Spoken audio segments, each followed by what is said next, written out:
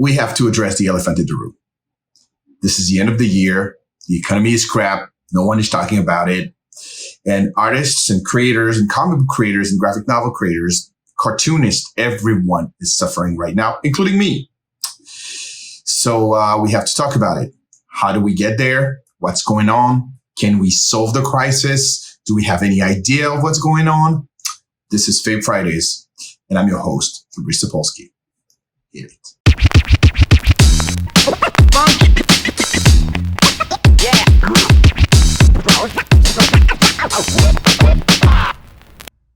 Right. I'm going to start by stating the obvious. And the obvious is it's like all of this is based on my impressions, my observations, my 27 plus years in the business as a comic book creator, editor, publisher, all of the above.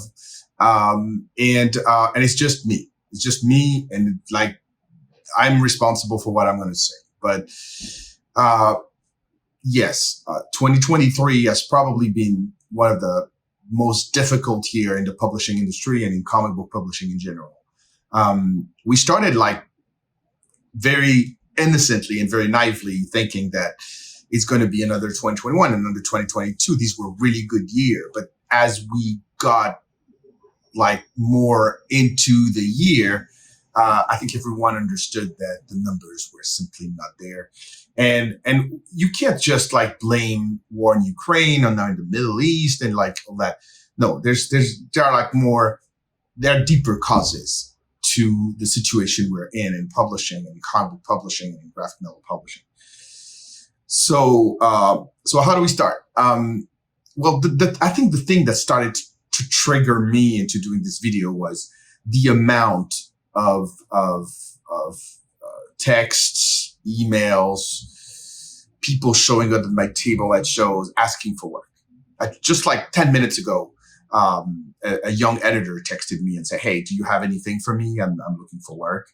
And I'm like, well, I would love to hire you. I would love to hire everybody, honestly. But my company, FairSquare Comics, is already struggling because we publish 17 books, but the market is not going well. I've had several meetings with Diamond. I've had Diamond is our distributor, Diamond Book Distributors, Diamond Comics. Have several meetings with them, and I asked them a month ago. I said hey, in all honesty, how do you feel the market? Because our numbers are not where they should be. So how are the other people's numbers? And they're like, well, it's not good. We're probably into the zone that the industry was in 2018, 2019, which was not really good. Can we do anything about it? Well, in the short term, unfortunately, no. We have to brace for impact, hang on, and try to survive. But when it comes to building the future and learning from it, this is where I think we have stuff that we can do. And I one of the reasons why I'm doing this podcast, this video cast, is to maybe throw a bunch of ideas in the air, talk about my experience as a professional, and maybe have someone learn a thing or two, and maybe myself learn from people who are going to react to what I'm posting, to people who are going to be able to say, hey, you know what? Did you think about this? Maybe you should do this and maybe it will work. The thing is, and again, this is a reasoning that I've had with other professionals. We are kind of stuck in a situation where, especially in North America, I'm not going to talk about Europe and Asia right now, but in North America, we have two markets. We have the direct market, which is your local comic book stores and where some of the sales are happening. I mean, in my case, it's about 30% of the sales. And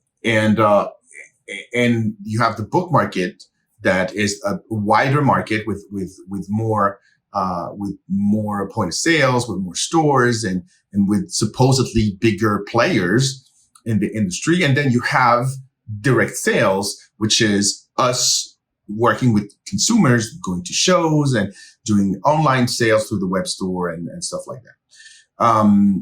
The interesting part is many professionals know that the direct market, you are delivering books, whatever is ordered is paid, and the books never return.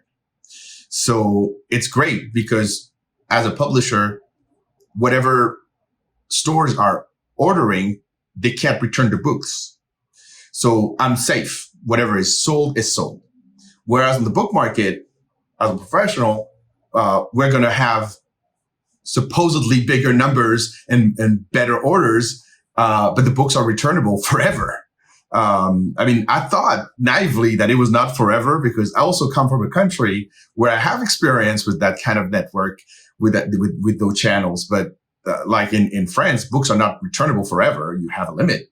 But here, apparently, no limit. You can return the books forever. So like last week or 2 weeks ago, we got 177 books that were returned from a book that was published 2 years ago. And, which is shocking because like 2 years ago, wow, this is like, this is another era. But you have to deal with that because when the books return, whatever the distributor paid you, they take it back. So you were counting on that fresh money coming from your sales from this week. Too bad. The books are returnable. So it returned. We're taking the money back. Now, in all this, if the books are not damaged, they will go back into the circuit and they could be orderable again. So that means that you also have access to that stock. But if your book is returned, that means that maybe commercially it was not the success that you had hoped it was, or it would be. So this is a problematic. Anyhow, this was a book that was sold like massively for us, and so we're gonna be fine on that book. But still, this is challenging. This is not expected. So the thing is, we know the direct market has been struggling. Like everyone can see if you go online and you talk to your local comic book stores, the comic book stores are going through a rough patch right now. Some of them have closed. A few have opened, but there were a lot of closures. Again, when you ask the distributors, they say like, yeah, well, I mean, we don't have the impression that too many stores are closing. There have been some openings. True, there have been some openings, but the general situation is that those who are not closing are still in danger. They're very fragile. And why? Because not enough people are going to stores. Not enough people are going to buy comic books or graphic novels. And that's a problem. And then you get into a vicious circle. The less they sell, the less they order, the less they're confident in the future. And then me as a creator or as a publisher, how do I do? Like I was recently into a conversation with a comic book store owners, and they said, well, like your books are selling okay, but it's not spectacular. And then when I said like, well, do you have any stocks? I don't think we have any stocks left. So why don't you reorder? Because you sold almost everything. Well, no, we're fine. That means that they don't have confidence in the brand. They don't have confidence in us enough to reorder, even though they sold everything. In a perfect world where the confidence of store owners are good, when you sell everything of something, you reorder a little bit and then you see what happens. But there are so many different publishers. Like people don't realize that there are over 300 comic books that are coming out every week, every Wednesday or Tuesday in the case of Lunar. 300, that's a lot. And I'm not counting the graphic novels, which are also like dozens and dozens every week. So this is really, really a very tough and competitive market. And the market has shrunk and the offer is much bigger. We have more publishers, more individuals, more Kickstarters. So the general public is very much solicited. And I mean, wallets are not extensible, like to a certain extent. So it's becoming difficult for everybody to achieve success. Like there was a time where, when a book was not selling, it was like, well, like, that's okay. It's probably a bad book. Now, good books are not selling. Great books are not selling. You can't measure the success or the quality of a book by sales, of course, only, but it's still an important component. And there's a lot of white noise. Like, how do you make yourself heard if you're an independent publisher or an independent creator? This is a challenge that we all have.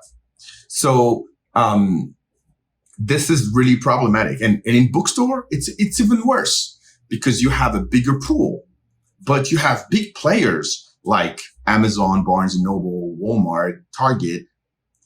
They're not really interested in supporting any other cause than themselves.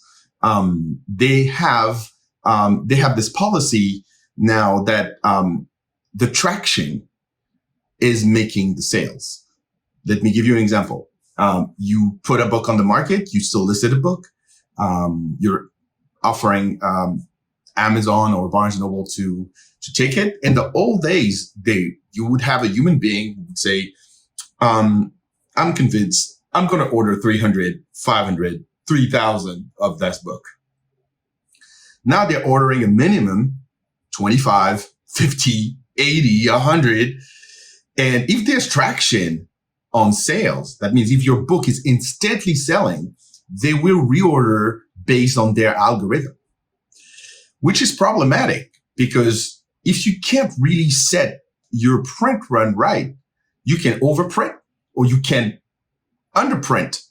But this is like shooting in the dark. It's really, really hard. And it's even harder when you don't have a big team to handle your sales and marketing. Like as an independent publisher, I can tell you this is really challenging because I don't have the team. It's just basically me and Crystal or me and Ethan. So it's like really, really a small outlet. So for us to try to find the right balance is extremely difficult. Many times this year, we printed wrong. Either we printed too much or we printed too little. And when we printed too little, well, the book was sold out immediately because there was no way to reorder it. And reprinting a book is also expensive. So we have to be very careful with our cash flow and with how we do the work.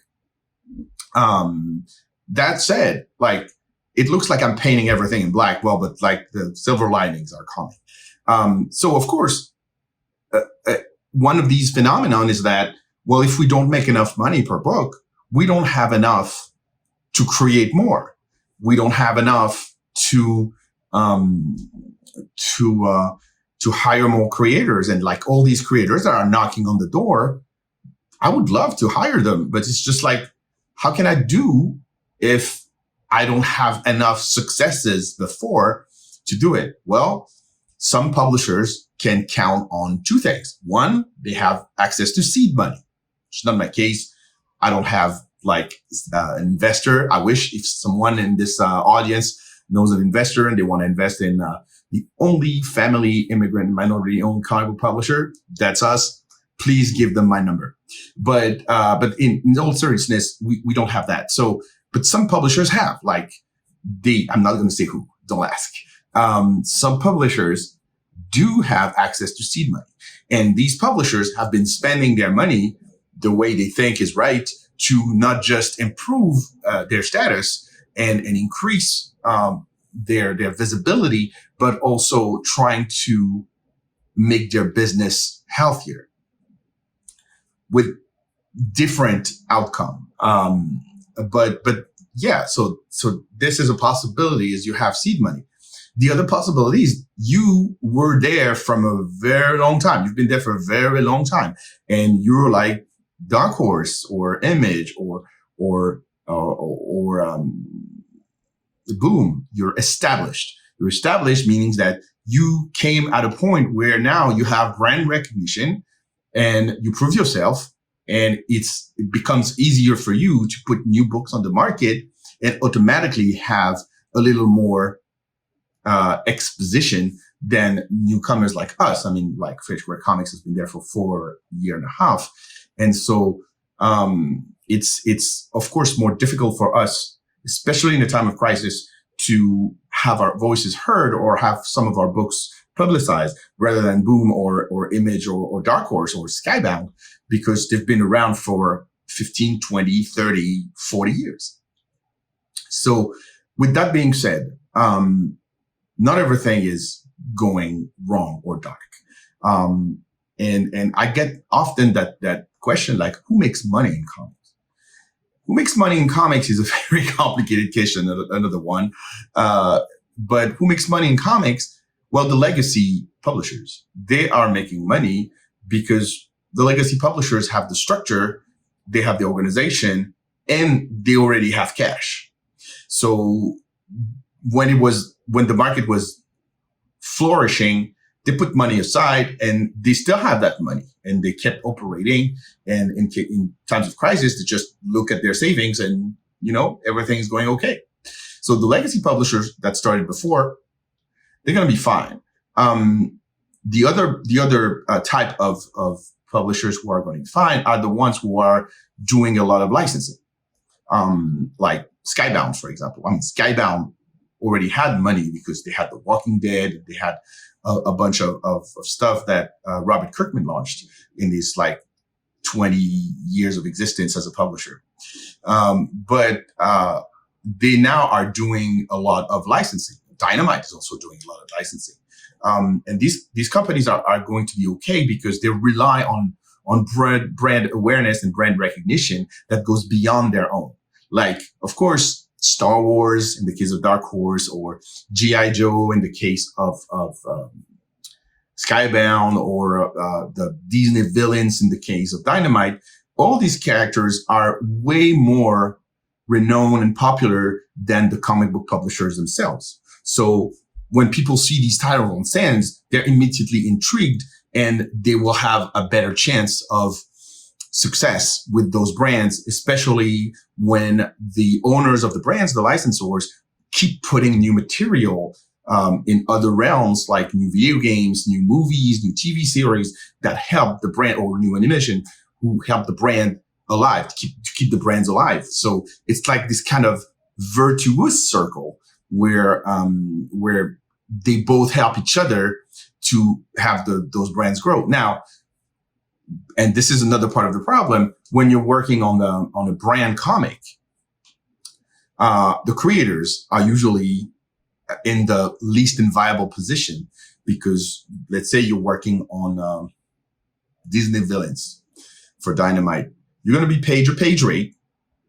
Dynamite already paid a big chunk of money to Disney to get the license to those characters to publish them in comics. So the budget is already impacted by that. Then they have to pay the creators, and then they have to pay themselves. And then they have to give royalties on sales to the studio that licensed them the money. So the least amount of money is for the creators. And there's almost no residuals in those cases. Like, residuals are something, or royalties is money that creators usually can count on to get money for a long time after the work is done, because they can count on it. In other industries, we know that, like, if you're shooting a commercial and you're an actor and your commercial has been broadcasted like a zillionth time, you're going to get residual.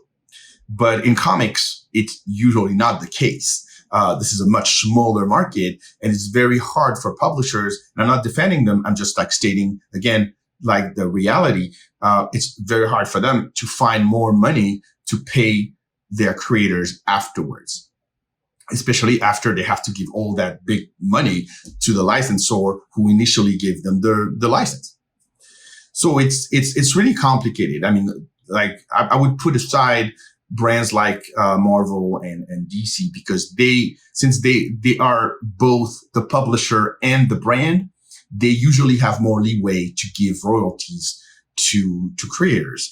Now, with time and with sales going down, the amount of these royalties has become clearly not what it used to. And I can tell, because as a former Marvel freelancer myself, my royalties for my Marvel book are not even three figures every year. So it's really complicated. Like maybe you can have like a good meal at a fast food with it, but that's all you can have after a few years. So it's really not that not that interesting in terms of money. Now, what's next? Because like all the creators are in crisis, the publishers are in crisis. Do we have to question the way we're doing work? Do we have to question the topics? What's going on? What can bring people back to the stores? How can we sell more? Well, there are a few options on the table. And I would say that there's an area of publishing and of sequential publishing of graphic novels and comics publishing that has been less in crisis than everyone else. And I'm of course talking about manga. People don't realize it, but the biggest comic book publisher in America is probably Viz Media. Viz Media is the publisher of One Piece. It's the publisher of many of Demon Slayer, of many big licenses. Most of them coming from Japan. But they also started creating their own material, with time. And they are really kicking everybody's ass. They are like in a position where they're selling a lot. And their presence is in every store, every outlet, and people seem to keep wanting more. Of course, you have other manga publishers. You have our friends at Udon who are doing an amazing job, or you have Seven Seas Entertainment. You have all these other companies, and another company that is close to our heart, Alien Books, is about to start a program. Even us, we have manga that is going to be published in 2024. So is manga the key? Well, yes and no, because if everyone does manga, like where's the diversity in styles? Where's the diversity in content? So there has to be room for everything. I guess this is the moment where we have to say that comics work in cycles. Like if you look in the past, in the 1950s, there were barely any superheroes. Superheroes were like dead. Like DC had a minimal presence. They kept a few books, but Timely, Atlas, Timely, Marvel, they were not publishing any superheroes in the 50s. They weren't into that. It was like, no, it's not working. We're going to do Western. We're going to do science fiction. We're going to do all these things.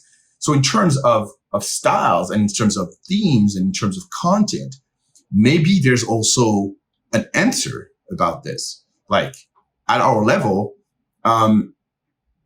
we realized in 2023 that the books that were working the best for us was not action adventure. It was not like science fiction. It was slice of life.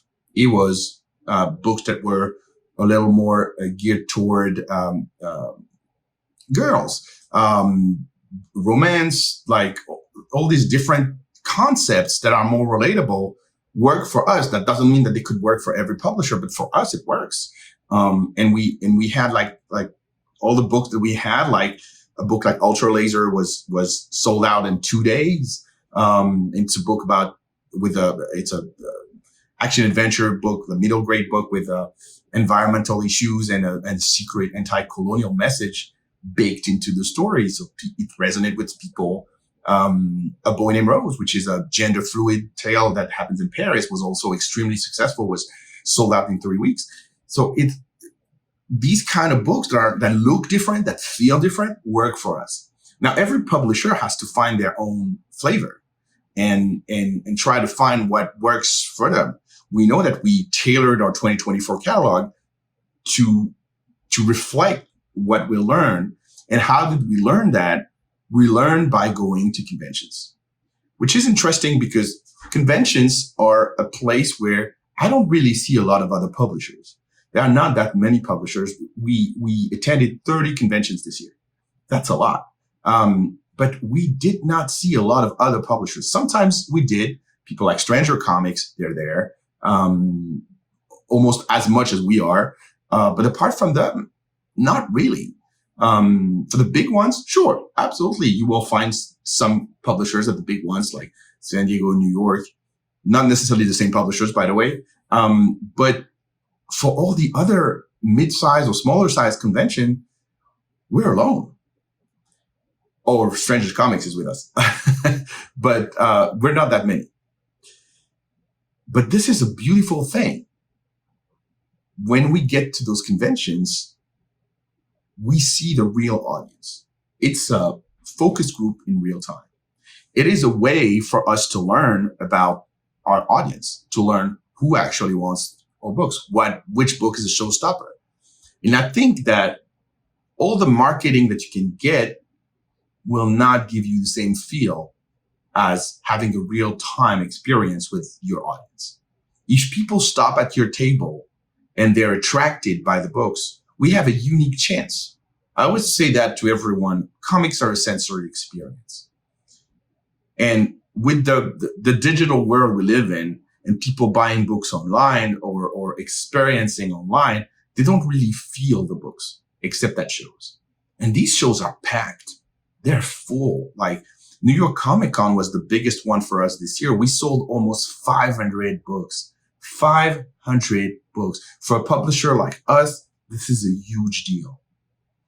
But even others, like we can see some of our competitor friends selling a bunch at shows and learn the same way we do.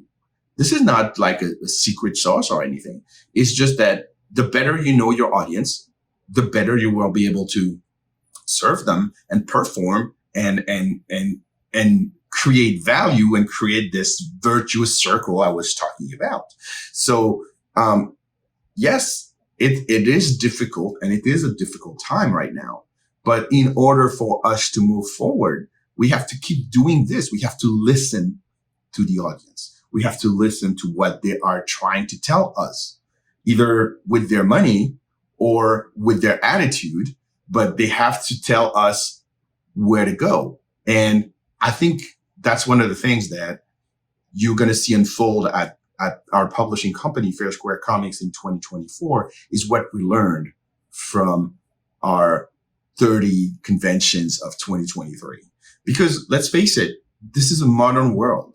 And if we want to be able to make money and keep doing books and sharing these beautiful stories with the world, we really need to do it with one silent partner, and that's the readers. That's the audience.